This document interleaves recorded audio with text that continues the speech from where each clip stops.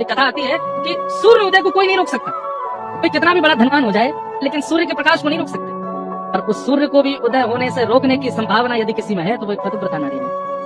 पतिव्रता नारी ने किसी महापुरुष को प्रणाम किया तो महापुरुष ने पूछा, तुम मैं भविष्य कथन करता हूँ, कुछ पूछ लो। उन्होंने पूछा, मेरे पति दीर्घ आयु हूँ, बस ये आशीर्वाद दे दो। तो महापुरुष बोले, कल सूर्य उदय होते ही तुम्हारे पति की मृत्यु है, वो दीर्घायु कैसे होंगे? कल तो उनके जीवन का अंत है। जिस जन्म नक्षत्र में उनका जन्म हुआ और जिस प्रकार उनका पूरा जीवन है, उसके अनुसार तो कल सुबह सूर्य की पहली किरण पृथ्वी पर पड़ेगी और उनके प्राण चले जाएंगे। रोने लगी, बोले ऐसा मत कहिए, मैं पतिव्रता नारी हूँ, अपने पति के बिना रह नहीं पाऊंगी। आचार्य चरण बोले, अब तो कुछ नहीं हो सकता, अब तो चंद घंटे शेष रह गए, सूर्य उदय होगा, तुम्हारे पति चले जाएंगे।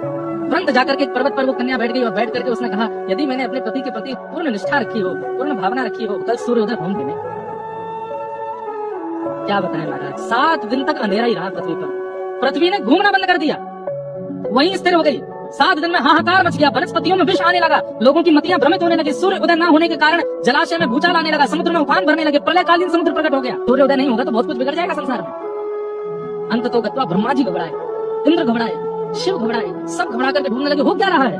तो कहा कि एक पतिव्रता नारी संकल्प करके बैठी है, मैं अपने पति के प्राण जाने नहीं दूंगी। और उनको किसी ने कह दिया कि सूर्य उदय होते ही प्राण जाएंगे, तो सूर्य उदय होने नहीं दे रहे। तब समस्त देवी देवता उनके सामने प्रकट हो गए। प्रकट होकर के कहा कि अरे देवी, ऐसा संकल्प मत कीजिए, इस तरफ को छोड़िए। उन्होंने वचन मांगा, पहले वचन दीजिए कि सूर्य उदय होते ही पति नहीं जाएंगे तो मैं उठूंगी। सब देवताओं ने विधि के विधान को बदल दिया, उनके जन्म नक्षत्र के अनुसार जो होना था उसको टाल दिया। कहा कि तुम्हारे पति के प्राण नहीं जाएंगे, तुम उठो। जैसे ही वो तब से उठी, सूर्य उदय हुआ, पति जीवित।